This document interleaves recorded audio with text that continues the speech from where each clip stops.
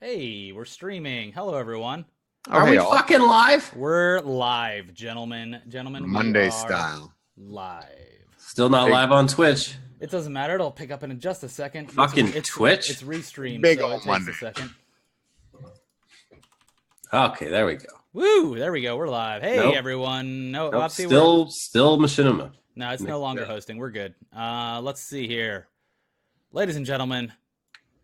If you could believe it, all of us have seen Deadpool 2. And I know that's usually weird because Elliot doesn't see Crazy. movies opening weekend, but apparently this one was enough to get him in the seats. I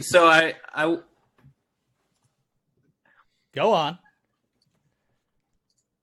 By the way, this is going to be spoiler talk for anyone watching. We're going to talk about spoilers in the movie. So, Elliot, I want to know what you thought of the movie before we get into everyone else as well, because I think you might share the same likes and dislikes of the film that I did.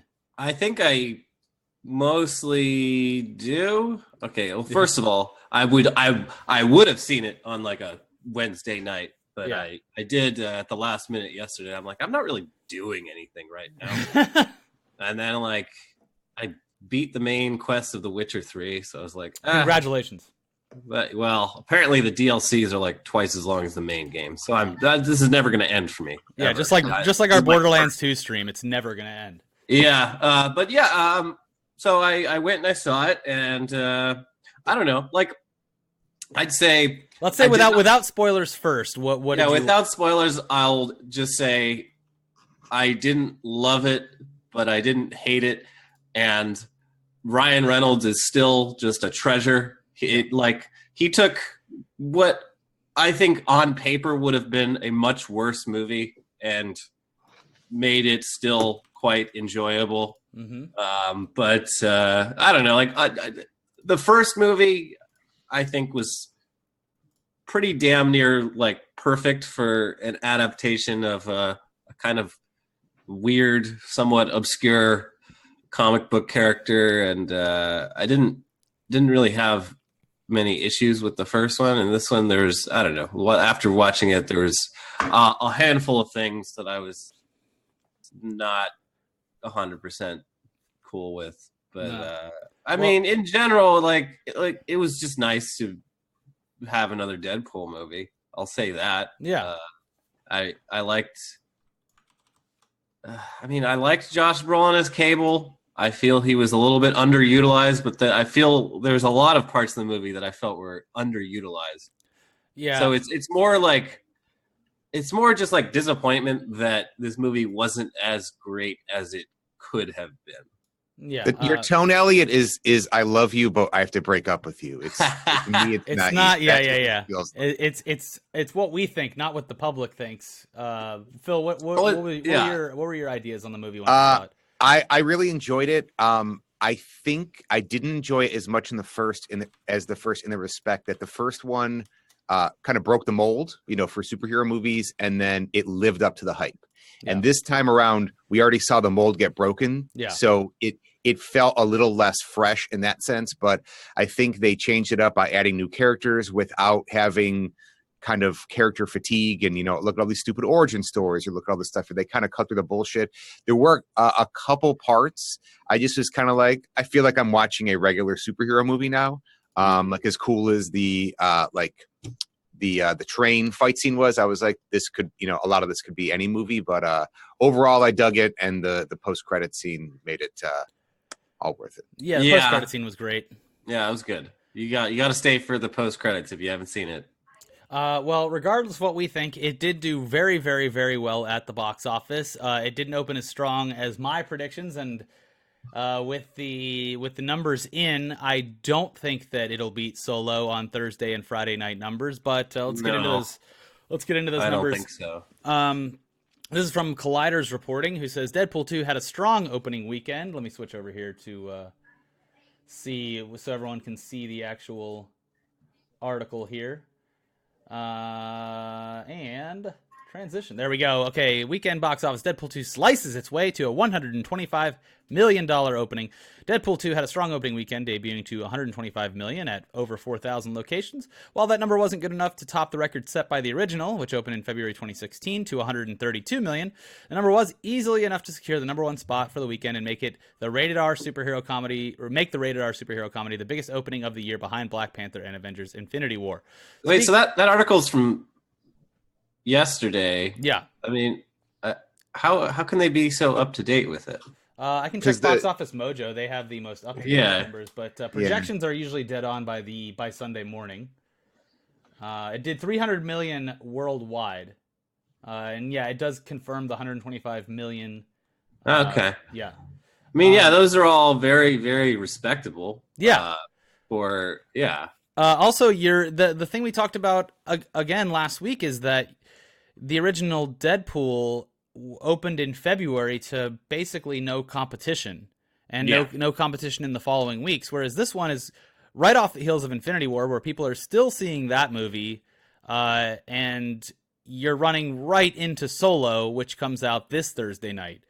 So it's going to be hard to not to make a joke that's in the movie, but for this movie to have legs.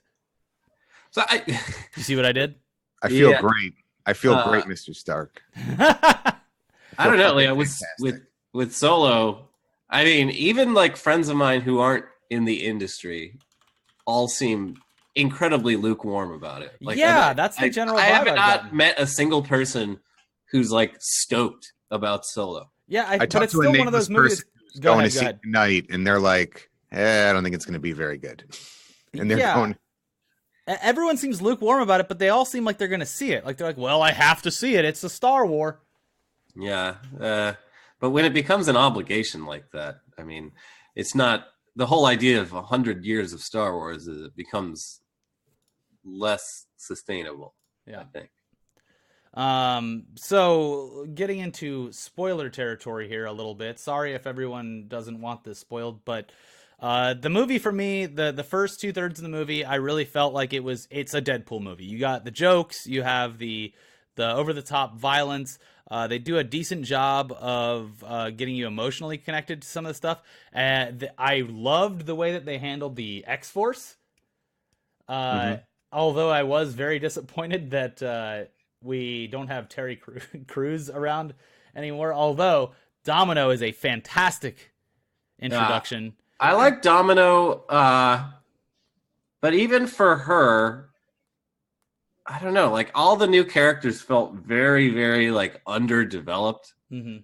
Like they were trying to cram too much shit in, and like, I mean, yeah, especially with all the first X-Force team that's just doomed to die. Yeah, like that one, like I could tell like that was sort of the joke, but then like that one, I'm just like, fuck, we had Terry Crews and Pennywise from It in this movie for like 5 minutes, and Brad Pitt.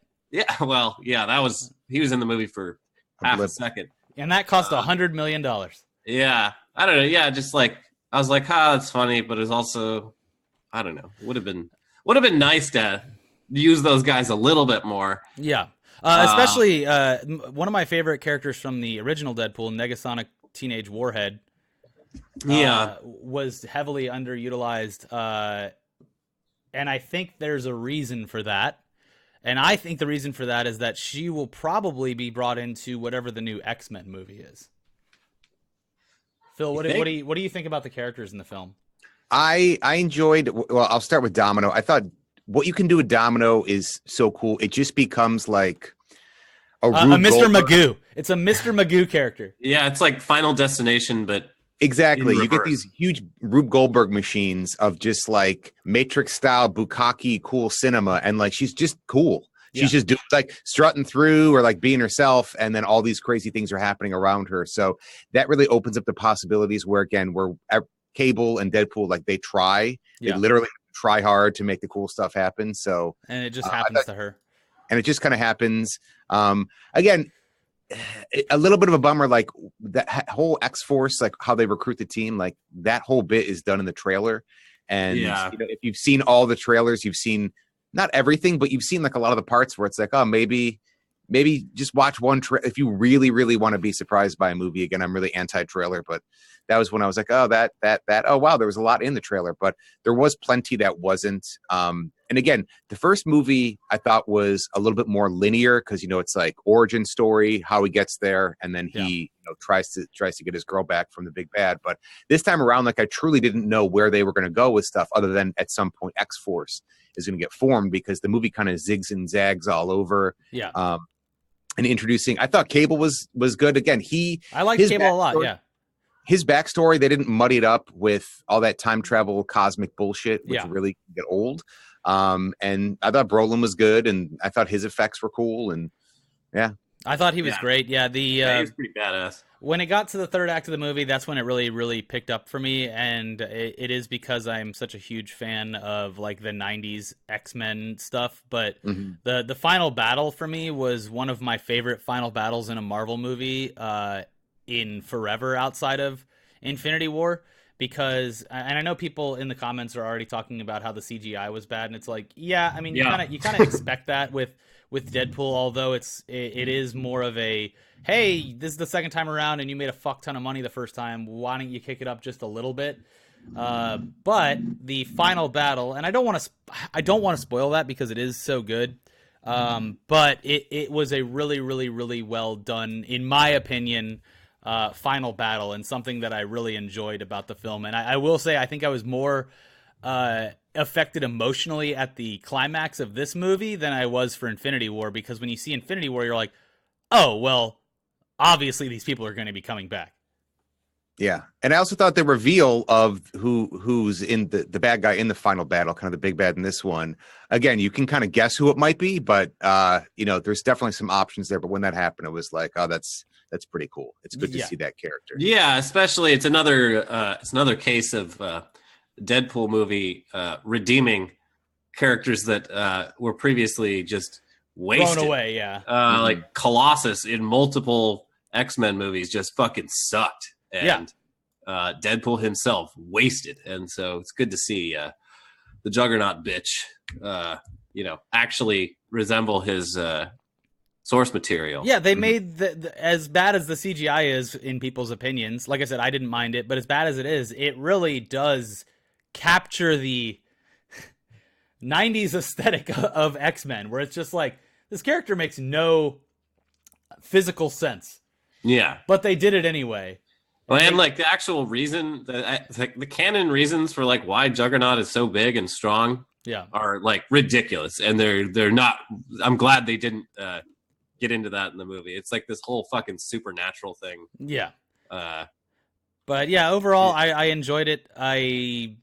Like I said, I think that a lot of people are looking at this one because it's fresh in their minds, saying it's better than the first. But I do not think that this one is better than the first, and I believe that as time goes on, people will tend to agree with that statement. So, but I also think it's, where do you go from here after the first one? You can't you can't have another linear like story. And it's like, I didn't know when they mentioned that, when it was revealed that Brolin was going to be in it, I didn't know if they were going to be on the same team or if they were going to be fighting and he was going to kind of be the bad guy. Yeah. And then, again, over time you see like, oh, there's X-Force. Oh, there's more characters involved. And they kind of made the cast bigger. So, I mean, there's a couple different ways you can go with it, but the bottom line is, if you like the first one, if you like Ryan Reynolds, if you like the fourth wall breaking and kind of the rule breaking and the way they handle all the tropes by kind of shitting on them and kind of creating their own new ones, you're going to get more of that.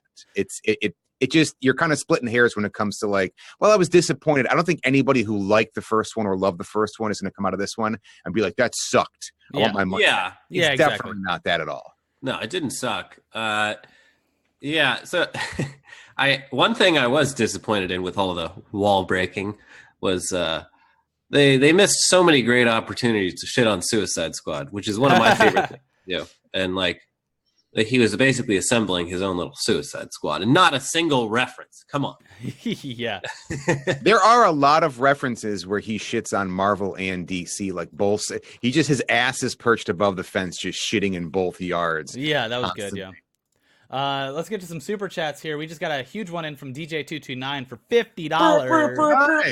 DJ229, probably fresh off his set from EDC this weekend. Thank you for the $50. Hector Zeroni, $2. Deadpool 2 was trash. Open your eyes, sheeple. The man spent $2 to say it, and damn it, we're going to read it.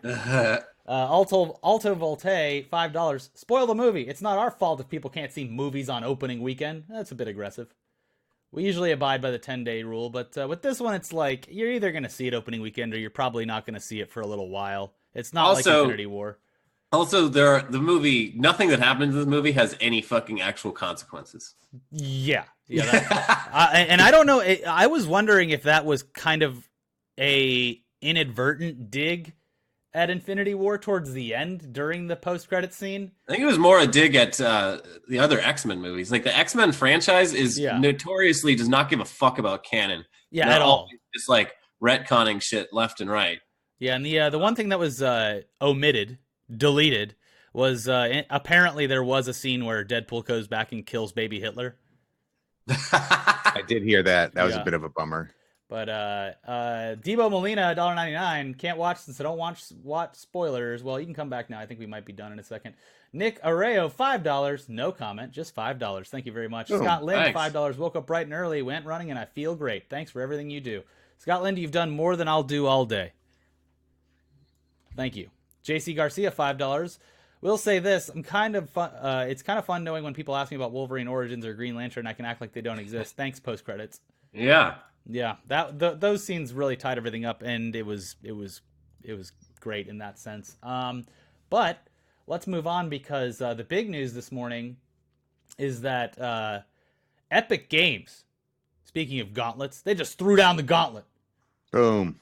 They are apparently backing pro Fortnite tournaments with $100 million. Super chat. It's $100 million super chat. I wish. I would just quit now. $100 million in prize. $100 million in prize pools. I'm going to bring the article over here and read it to everyone. So just give me a second. I will transition now. That raises the question of just how much fucking money they've made on microtransactions alone. A lot. Well, let me read this really quick, and then we'll get into the discussion. Epic Games will be providing $100 million to tournament prize pools for Fortnite's first year of competitive play, which it calls the 2018-2019 season. The company announced, and there's already an error in their writing. They spelled company Comapany. Announced in a blog post Monday. Since the launch of Fortnite Battle Royale, we've watched the passion for community competition grow and can't wait to empower you to battle with the best. In the 2018-2019 season, Epic Games will provide $100 million to fund prize pools for Fortnite competitions. We're getting behind competitive play in a big way, but our approach will be different. We plan to be more inclusive and focus on the joy of playing and watching the game. It will provide more details about competitive structures and eligible platforms in the coming weeks. So it's not as if they are themselves doing a $100 million tournament. They are providing this money to what seems like a bunch of different outlets to run their own tournaments.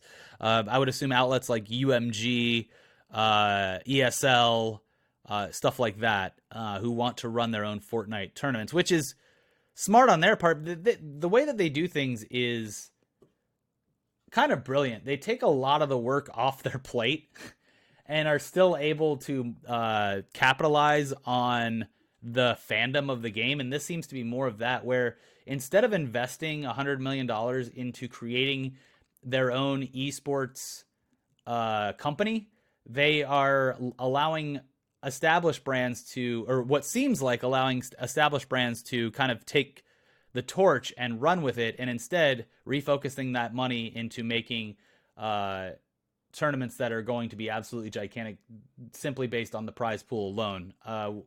What do you think about this, Elliot? I mean, I don't fucking care really, but that's a pretty. I'm just amazed by the amount of money. That's really the only thing Chunk here of that change. blows my mind. It's just like fuck.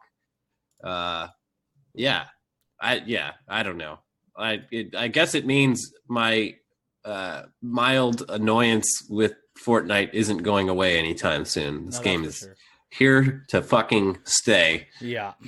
I mean, the esports getting more legitimate. That's cool. Probably gonna see a bunch of new athletes rise through the ranks and then lose all their sponsorships when they say the N-word, and rinse and repeat. Yeah, there was a great video someone posted yesterday. They were like every streamer, and it was like, "Hey, what's up, guys? I'm a big streamer, 420," and he looks at a note and says, "Don't say the N-word," and he almost says it, and then it cuts back, and he goes, "Listen, guys, I'm real sorry. This is Big Gamer 420. I just want to say I'm really sorry about everything." But no, it's funny because it's really the out of all things, the Keemstar tournament has kind of blown up simply because he's the only one doing it. Mm-hmm. And it looks like that's going to change soon. They do have the Celebrity Pro-Am tournament coming for E3, so that'll be a good indication as to the success that Fortnite will have as an esport. I don't know. $100 million Fortnite tournaments. And it's all going to celebrities who don't need it. No. Phil, what do you think about this prize pool, and how do you think it's going to be dispersed, and are you currently training as a Fortnite pro because of it? I am. I'm playing on my Game Boy Color. Oh, good. Yeah. What I think it's going to be is they're going to have some big tentpole events. Obviously, you got Ninja, and they'll have those big ones at things like E3 or CES or fucking whatever. They'll probably counter program big stuff, anything that's Overwatch or PUBG, by literally throwing money at the problem and have a big prize pool. But I think what you said is absolutely right. Like, why try to get in the business of creating a league or a tournament? Let the pros do it and essentially pay for it with your microtransaction money. Yeah. It's smart. You see, there's a ton of analogies, but it's like if you have a car where with an infotainment system and you're like, this sucks, but then like there's Apple Play and Android for cars, right? And you plug in and you go, oh my God, this is so much better. Like, why, if you're a car maker, why would you spend time trying to make software on your car great? Just let the people who do it already do it. And that's kind of what they're doing here. They're like, look, we have money and we want press and we want, the PR on this thing. So I'm sure they'll pull their strings and call their contacts in. Do we even know if Overwatch League has like turned a profit? Well, I don't know how much they have to, because Twitch bought the streaming rights for like $90 million. Oh. And Twitch is making their money back by offering in-game rewards for bit donations, and they have the Overwatch League All Access, which is $30 for people who don't have Amazon Prime and $20 for people that do have Amazon Prime. And it basically gives you all access to the seasons, different camera angles, exclusive skins, interviews. It's basically like signing up for like MLB at bat, or, what's the football one called? Not Red Zone, but anyways, you get all access to it, and that's how they're kind of looks like they're recouping their money. But yeah, that's what Activision and Blizzard did. They just bought MLG. They're like, why would we create our own? We can just buy the infrastructure. And Fortnite's doing sort of that, except they're not buying an esports company. They're just saying, here, we'll provide the money. You guys provide everything else. And I'm sure that they'll have their hands in it to make sure everything's run smoothly. But as far as how much money they make, it looks like an estimate done by research company Superdata said that just in February of 2018, Fortnite pulled in an estimated $126 million. So they took less than 1 month's income and put it towards the next year at least of... They took their allowance for April. Yes. Yeah, exactly. So... And put it... Yeah. I mean, here's the thing. They're buying headlines now, but again, I was looking up prize pools, and you see stuff that's, $300K here and there, which sounds like a lot. And whether it all goes to one person or to teams or whatever, like that still is a lot of money, but like $100 million is like a cartoon large amount of money to sprinkle out, even if everyone thought it was a typo. That's how much money it is. Yeah. But it's that type of thing where, again, I'm just speculating here, but if they, in the 200 largest cities in the country, right? If they gave each of them 20 grand or 50 grand, once or twice a year, and it doesn't matter whether you're in like Cleveland or Orlando or like a city, but not like a major city like New York or LA or something, and you're able to go to a tournament and do that, that's pretty cool. Yeah. Fat Girl Luva 68, the last OG, dropped $5 and says ETC is still my favorite show. Thank you very much, Fat Girl Luva 68, the last OG.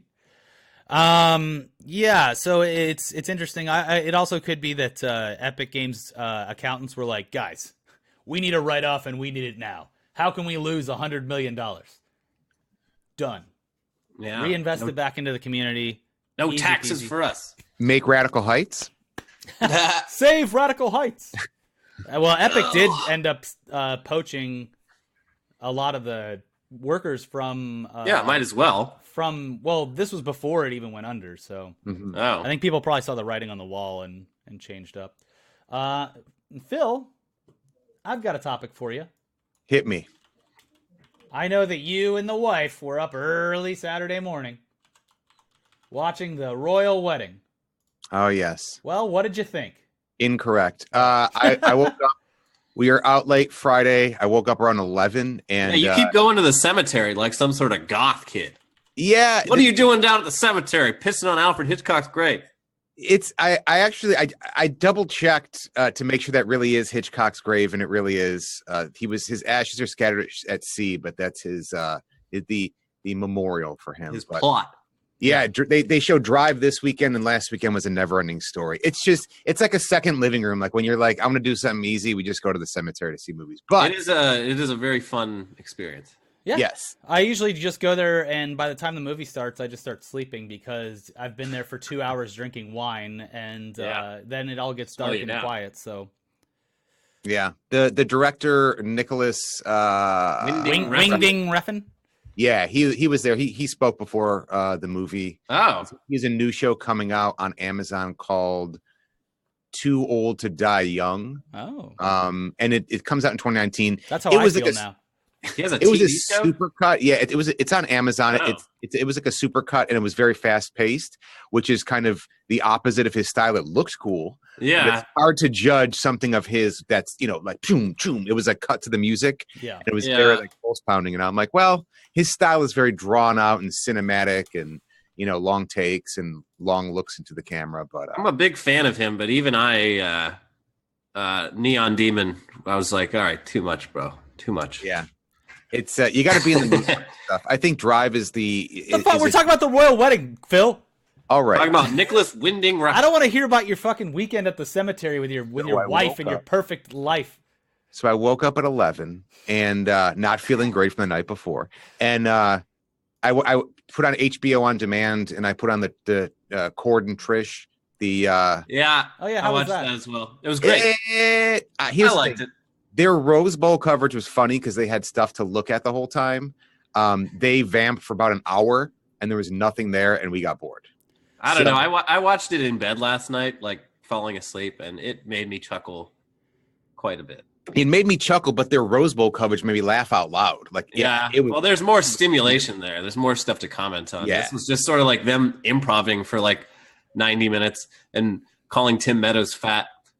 I found it amusing. Yeah. his little fupa. He had a little baby. Yeah, really fupa. quick, we got to get to Sauron, the Dark Lord of Mordor, who just dropped $100 saying, sorry, I can't stay for the whole stream, but I want to make my weekly donation. Keep doing what you do, boys.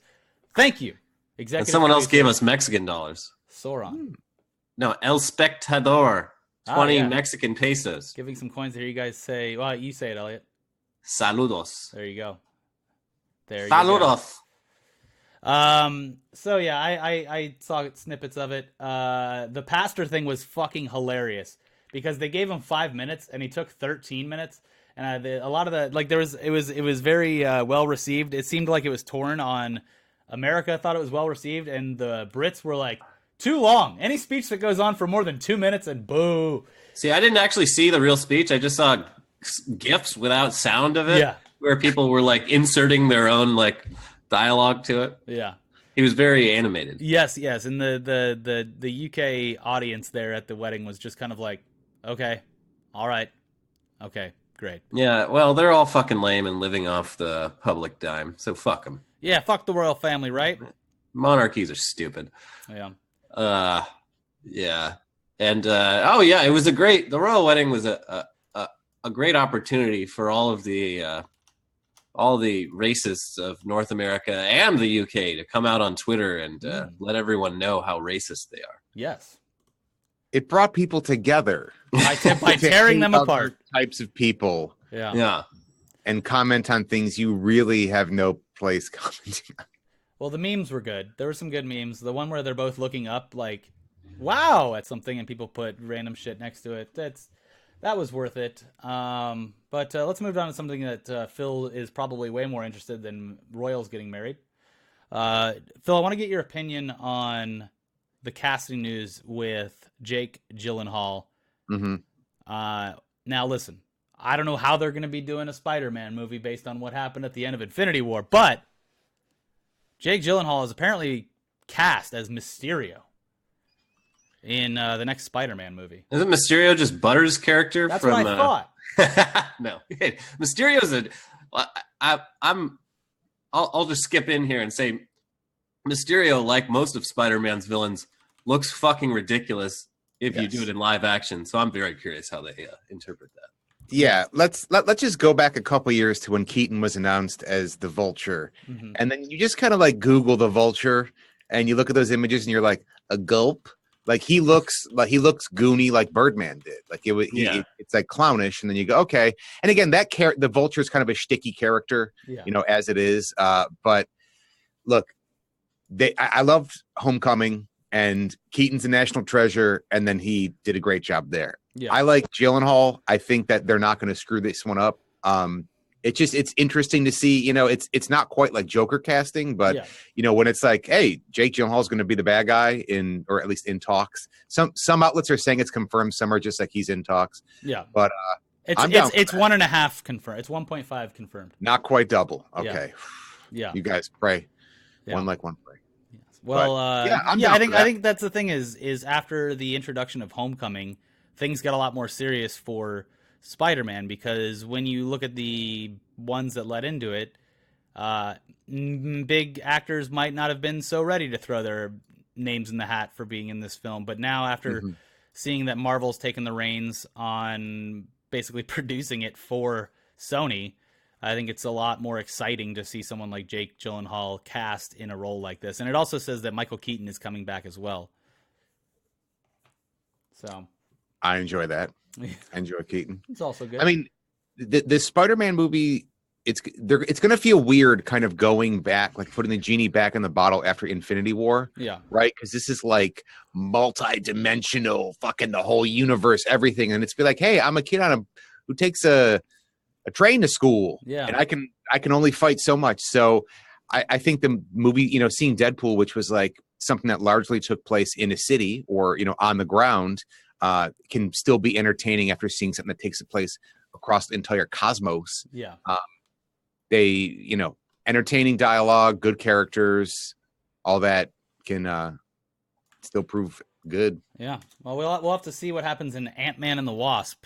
Will they bring everyone back or not? There's a bunch of stuff coming out, and I am unaware of the timeline of how everything's going to pan out based on the movies that they have to put out in the exact order they have to put them out in. So it's very confusing. But okay, we have 2 super chats, then we're going to get into a sponsor. We have Growling Midget, who dropped $2 Canadian saying, waxing my legs and watching ETC, pain and pleasure. All right. Captain Aaron, $5. Keep up the great content. Love you guys. Thank you, Captain Aaron. And boom, sponsored message logo. Guys, we have a great sponsor today. You know him. You love him. We love him. It's Savage Jerky.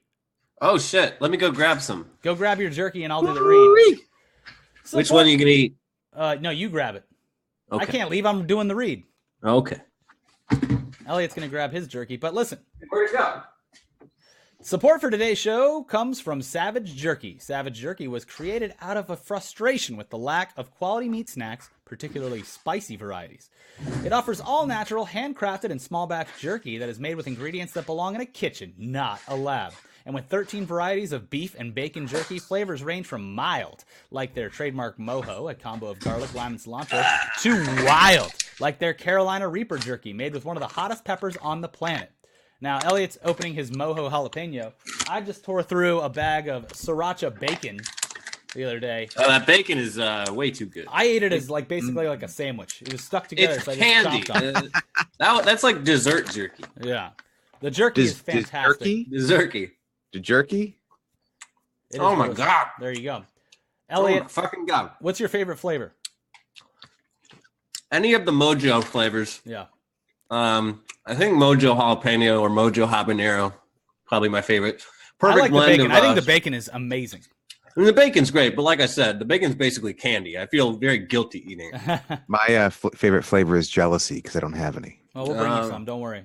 But if you're interested in getting some Savage Jerky, a lot of our viewers have already bought it, and they constantly send us messages saying how much they enjoy it. You can get some now, too. You can save 10% on your entire order, and you'll receive a free Savage Jerky koozie to keep that milk cold if you're getting the Carolina Reaper. You're going to get a free Savage Jerky koozie and 10% off when you use code ETC at savagejerky.com. So, yeah, you're going to go to Savage Jerky. That's SAVAGE jerky.com. If you're a fan of the Paul brothers, you already know how to spell Savage. And then you just put in offer code ETC at checkout, and you're going to get 10% off your entire order, and you're going to get that sweet, sweet koozie. So when you're drinking your damn Bud Lights this summer or whatever you do, you can hide your shame and show off that you support the show. Thank you very much, Savage Jerky, for supporting the show and sending us lots of jerky all the time. Now, this is another question for Phil, and there's something I want to play a little game with Elliot and Phil here. Oh, Here we go. Because there was an announcement, and this is comic book related. So Phil, you'll have some things to say about this potentially. Let me just type in the topic here.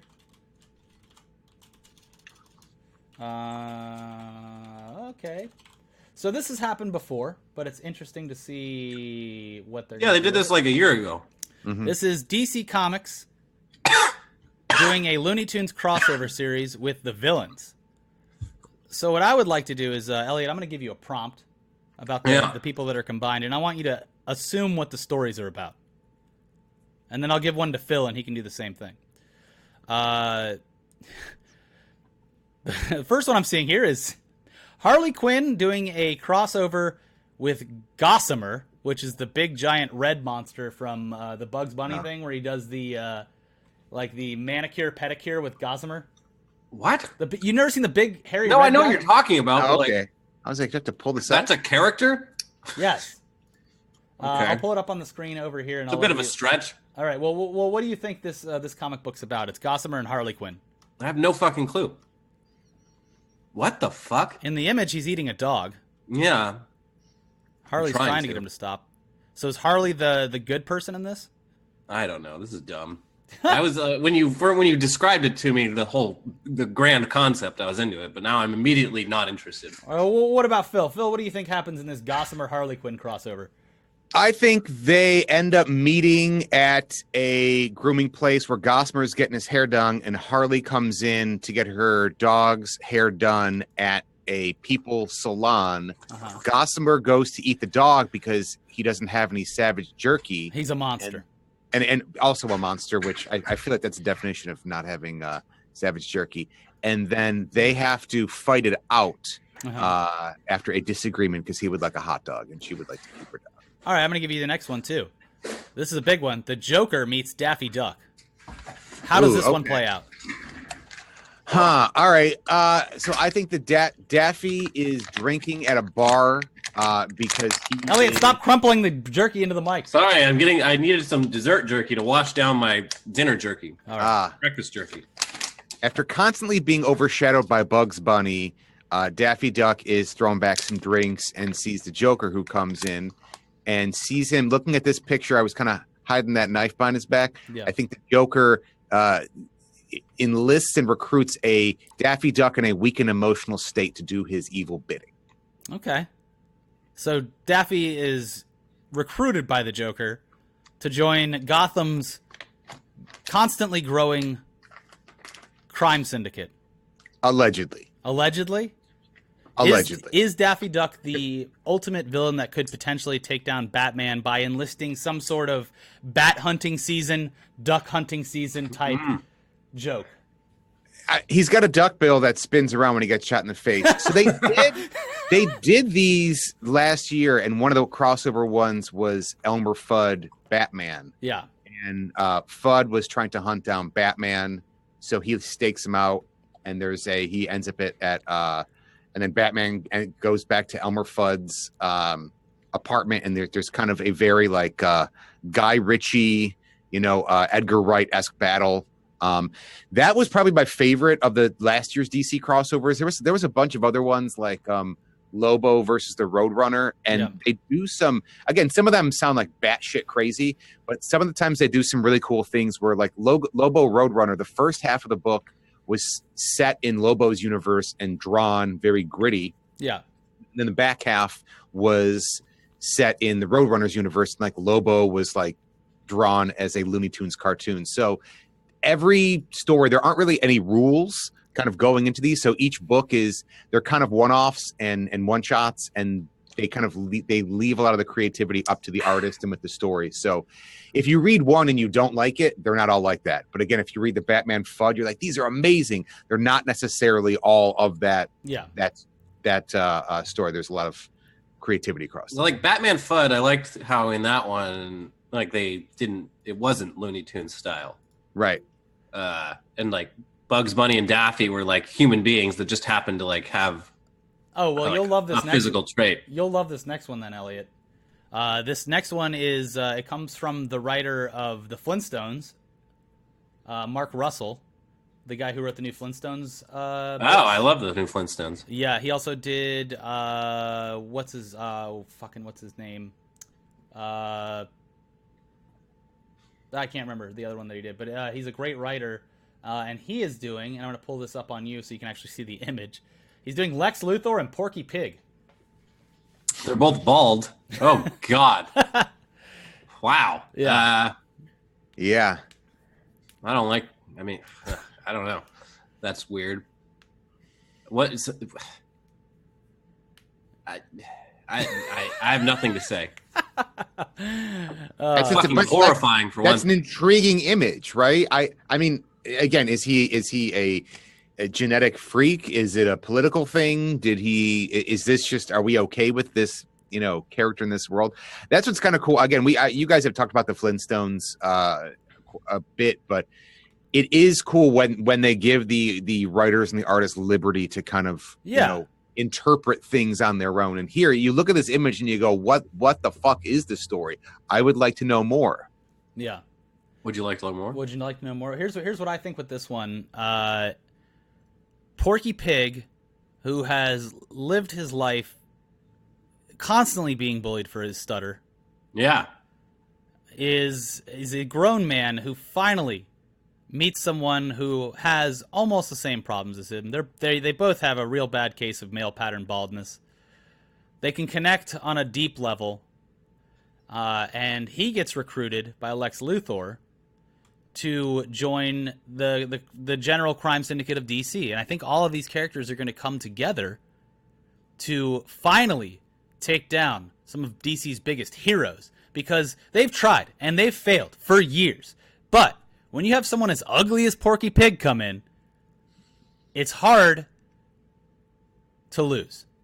Like, Superman's going to look at Porky Pig and be like, nah, no thanks. I'm going to go back to Krypton.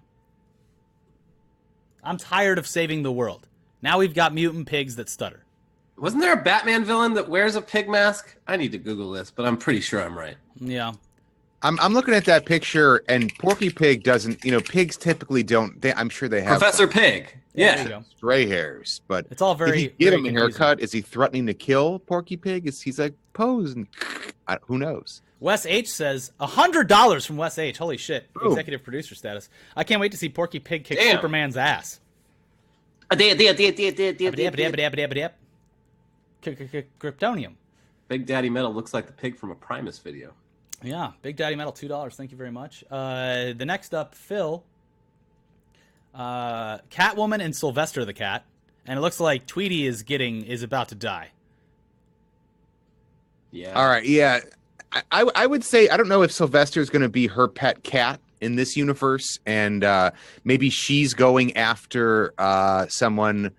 She's trying to take down a superhero who has a pet bird, which is Tweety, and then while she's trying to take down the good guy, you have Sylvester in the B story, parallel action, trying to take down Tweety. I love the art of Sylvester in this, the realistic kind of portrayal of Sylvester without making it a humanoid.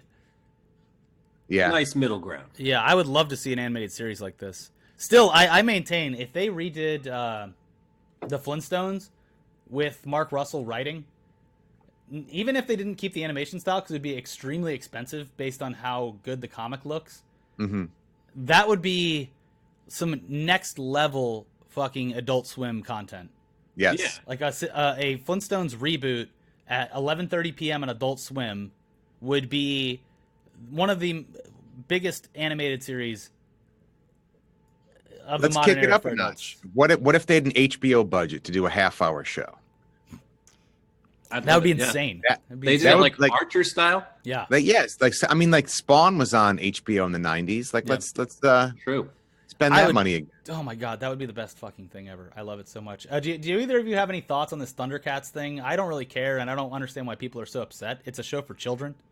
I think all the outrage is real fucking dumb. People need to chill with the nostalgia. All those 80s, like, people are like, oh, it looks like just another one of the same cartoons that came out today, like Steven Universe. Like, all our cartoons look the same. It's like, motherfucker, look back at fucking all the other cartoons that were around when Thundercats was around. They all look the same. Yeah. Gem and the Holograms, same. It's the animation style of today. It's not. There's no budget to be able to do it like it was in the 80s. Also, I don't really like that 80s style. I mean, I like it in a nostalgic sense, but really, like, that was a lot of fucking work. I mean, that's true animation. It's not digital. It would cost them millions of dollars to recreate it. Yeah, I don't know. I feel like I think we the new get one looks Nikki great. G on the phone for this one, but we've talked a bunch Well, about all those. he's upset about everything.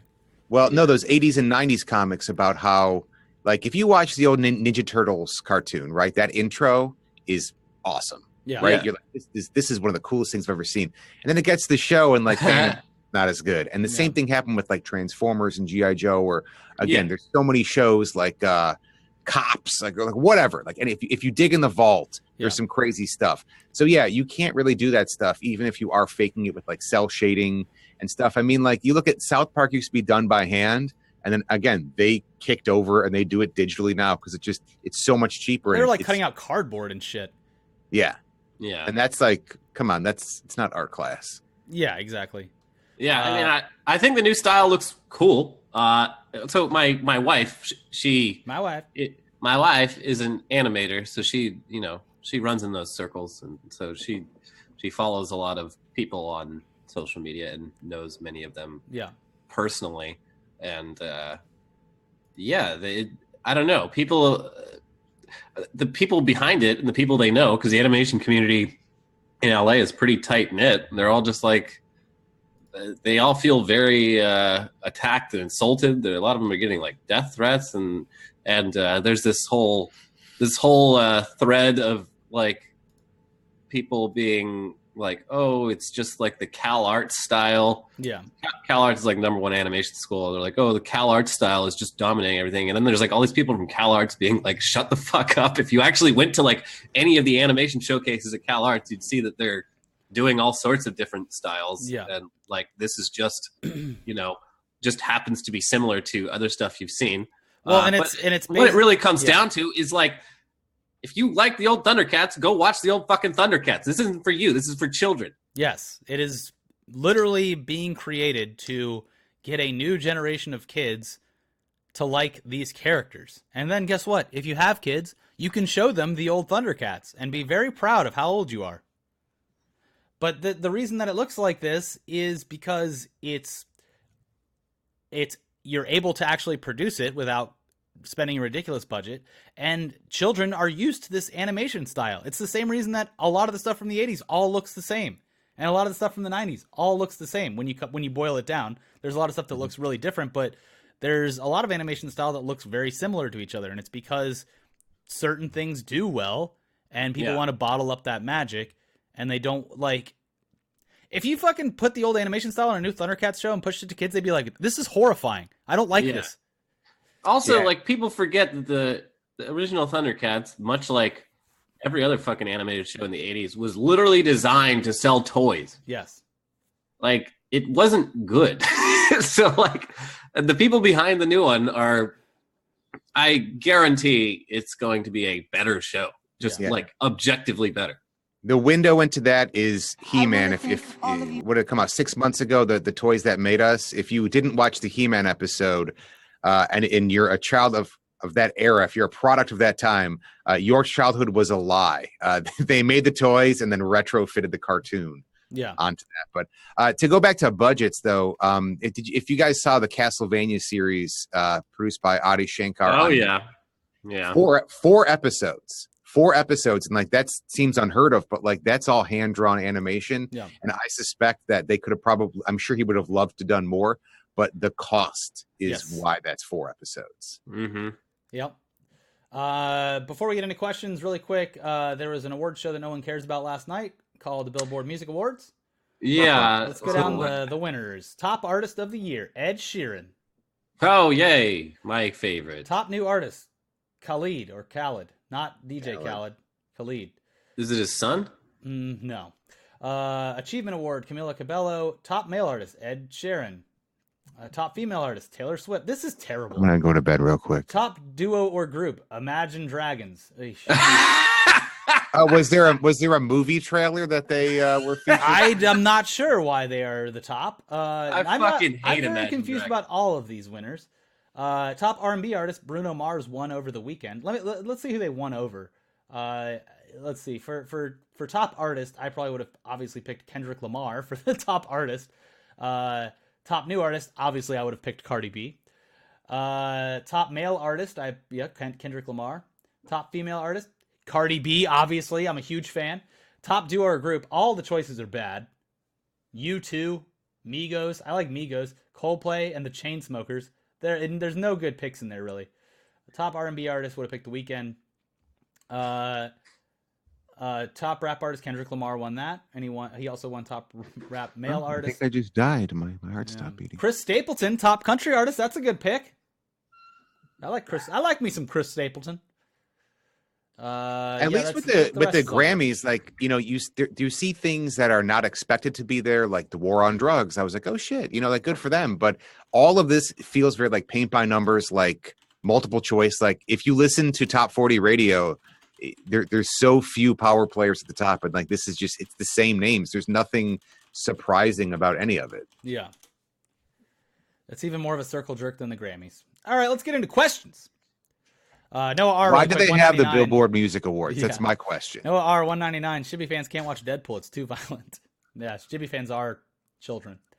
Q&A. David Chartier at Santaman 1000 asks, do you guys think you would be good friends if you met as teenagers? I don't know. Elliot seems like an art kid. Yeah. Is that what you were when you were a teenager, Elliot? Yeah. Yeah, I was Pretty riding smart. BMX bikes and skateboarding. Probably wouldn't get along too well. Phil, what were you doing when you were a teenager? Skateboarding, going Oh, to cool. punk shows. Hey, we'd be playing, friends. Playing games. I think so. Elliot, were you into punk rock music when you were younger, or just Belle and Sebastian forever? I didn't even get into Belle and Sebastian until I was in college. It No, was I a joke. It was a joke. I was into I mean, like beginning of high school, all shitty 90s punk rock, and then my horizons expanded throughout high school, and I got into like Radiohead and shit. But yeah, I started out as just like punk rock and classic rock. Yeah, my musical taste developed from compilation CDs that were sold for $1 over at the Camelot Music. So Punkorama, Victory Records compilation, Roadrunner Records compilations. Fat stuff like that. Records had some good ones that were always cheap. Yeah, basically anything Epitaph put out in the 90s, I was like, yeah, whatever these bands are, I like them. So I looked at their lineup more recently, and I didn't recognize any of the bands. Or I looked at a Warped Tour. I recognized like 2 or 3, and it was at like the old people stage. Yeah, and then I just killed myself because I'm old. Yeah, I might go to Warped Tour this year just because it's the last one, and I spent a good portion of my life on the Warped Tour. But the only band that I'd be interested in seeing is Every Time I Die, and the rest I would just be very confused and angry at. Oh, but I did buy tickets. The one concert that I made sure to buy tickets to this year, I bought them the other day. Primus and Mastodon at the Greek Theater. Oh wow! Primus is fantastic live, and I've been dying to see Mastodon live. Last time I saw him live was like 10 years ago. So At the Greek, that'd be fun. yeah, it's gonna be hard to. I think like I've played some Primus songs for my fiance, and hearing them for the first time, not in How'd the that go? 90s. Well, unless you heard them in the 90s, it's pretty hard to be like, no, I swear this is gonna be fantastic live. But then you're just like, they did the South Park song, and it's a lot easier. Yeah, you don't put on "My Name Is Mud" and she's like, "I'm in the mood." Yeah, yeah. Damn, that's a fat bass line. Dorian Portillo, $2. Ricky, what do you think of Ghost new stuff? I like Ghost new stuff. They're always evolving. I like that they changed the Papa up constantly. I know there was some drama with the recent Papa and the unnamed ghouls or whatever, but yeah, it'll be fine. Gardener Steve at GoAway1712 asks, what's your favorite weekly weird news story that we've covered? Elliot? Oh God, I don't know. I've gotten to the point now where I have no memory of some of the shows we've done. Mm-hmm. It's kind of. It's been 4 years of weekly. Yeah, yeah, which is kind of nice. I can go back and watch episodes and actually enjoy them as a fan because I have absolutely no memory of researching, writing, and speaking them. Yeah, which is crazy. I don't know. I feel like the whole Malachi Love Robinson saga. Yeah, all the ones that kept sort of repeating. Yeah, I think my favorite, and it wasn't specifically a weekly weird news, but it kind of was at the time, was our coverage of the Rio Olympics. Because it was just you didn't even have to add anything. It was just the Olympics provided all of the content. It was just by the way, where we're making all of the swimmers swim, it's poison. The punchlines wrote themselves. Also, Ryan Lochte, what a great fucking story arc for the Olympics. Yeah, the Rio Olympics, it's always the best time is when it's actually mainstream news. Yeah. But the mainstream news has to treat it with dignity. Yeah. And we're just no, this is stupid. We have no such obligation because we're not really journalists. Yeah. In the chat, let us know what your favorite episodes of Weekly Weird are. That would be a lot easier because you can remember. As soon as it's down on the page, it's all right, I got to blow that out of my mind to put something else in it now. So yeah. Let us know in the comments what you guys liked. I see a lot of Shkreli, a lot of Malachi. Sauron, the Dark Lord of Mordor, asked about the Thundercats. We already talked about it, but thank you for submitting a question, Sauron. Tito Deloria at Chicagoitas. When will the internet today actually be today? And I think we have a hard date of literally June 1st. Yeah. I have Idiots Watching Anime is color corrected, audio corrected, and slightly edited for time. And I will be putting the B-roll over it soon. Elliot is working on a theme song and a title introduction. Yeah. So that's happening. Elliot's also working on the second episode of Idiots Watching Anime, and we'll be filming a third one very soon. As far as Internet Today launching, we are going to have a meeting this week about more information as to when we can start transferring shows over, because the next question is from Reese's Great. Will the new channel feature the same shows? And the idea is that yes, our tentpole shows like Weekly Weird News, News Dump, Tech News Day, potentially with Phil if he can dial in. I don't know where we're going to film yet, but those will, for the most part, remain the same. And I think we're going to be trying to do a lot more on a daily basis. We're figuring out exactly how to do that because of logistical reasons. We are probably just going to end up either filming at Elliot's house or using a studio provided by a friend for a short amount of time. So it'll be interesting to see how it gets started, but we want to start strong, and that's why we've been kind of holding it off a little bit, plus the business side of things and all that. Yeah. And we gotta launch that Patreon too, and that's a whole fucking, I don't know. I've heard it's a real pain in the ass. Yeah, so we have a friend that hit us up about helping with that, so that would be fantastic. The chat, based on the Weekly Weird, their favorites: Dr. Love, Ryan Lochte, Dr. Love, the Gavel Goat, the Mummified Monkey. That's recent. Fire Festival. Fire Festival. Is he in jail yet? Yes, I think. Dolphin Fucker. Yeah. Oh, I just remembered the Swiss Tunnel to Hell. Oh yeah, that was good. That was another one that's just like very little work because all I had to do is like actually watch the damn thing. Yeah. Let's see here. And the final question from at Corbin Gray. Hey, I'm from the UK. From looking at trailers for movies, me and my friends can tell a dud when we see it. What about you guys? Ever seen a trailer that just and you just shook your heads? Yes, all the time. And that's why it seems like we like almost every movie because we refuse to see movies that suck or that we think will suck. Like, you know what's a bummer? Tag. Hmm. That movie looks terrible. Great cast. Hmm. Looks like dog shit. What's Tag? I haven't even heard of it. It's a movie about, it's based on a real story about guys who played a 20-year game of tag since college. Oh, It's yeah. got Jeremy Renner and Jake Johnson and Hannibal Buress and Ed Helms. And it's got a bunch, and John Hamm. It's got a bunch of good people in it.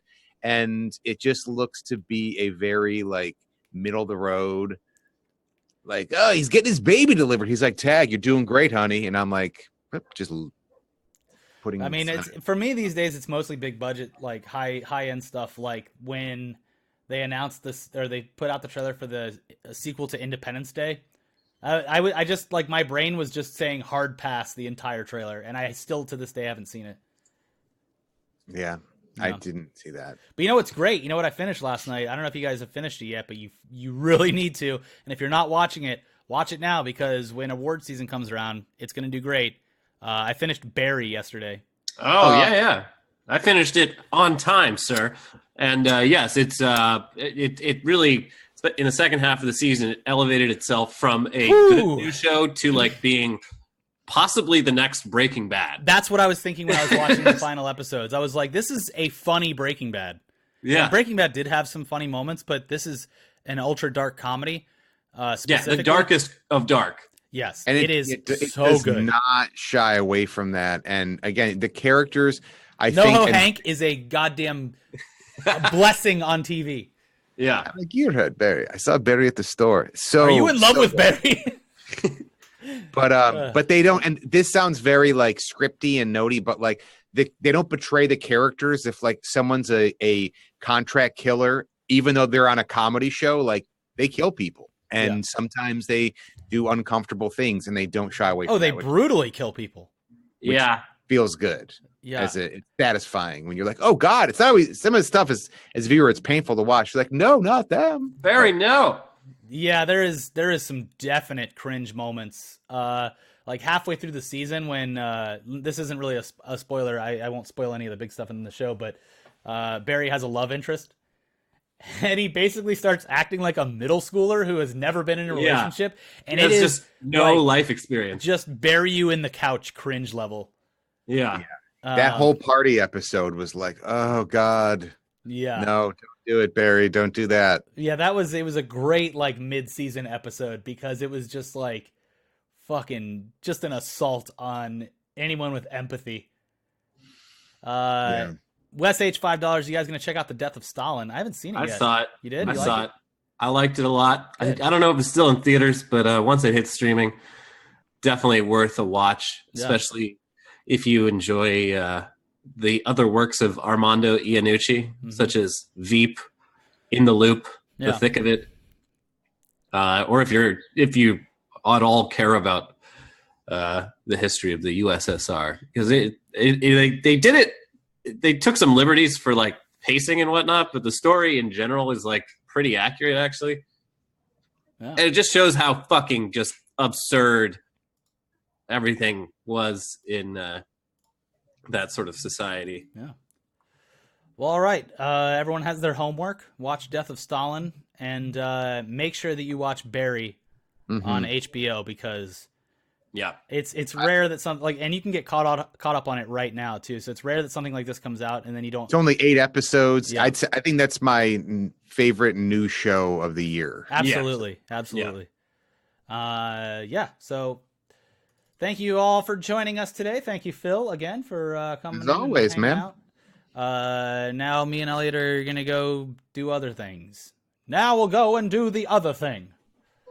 Thank you guys for joining us, and we will see you soon. Enjoy your week, and we'll have new episodes of Tugs, Tech News Day, Weekly Weird, News Dump, all coming out very shortly. Stay tuned. We'll see you next time. Bye. Everybody wave. Tell everybody. Hit the stop button. Bye. Oh, SavageJerky.com. Use promo code ETC. Savage Jerky. We love you. Bye-bye.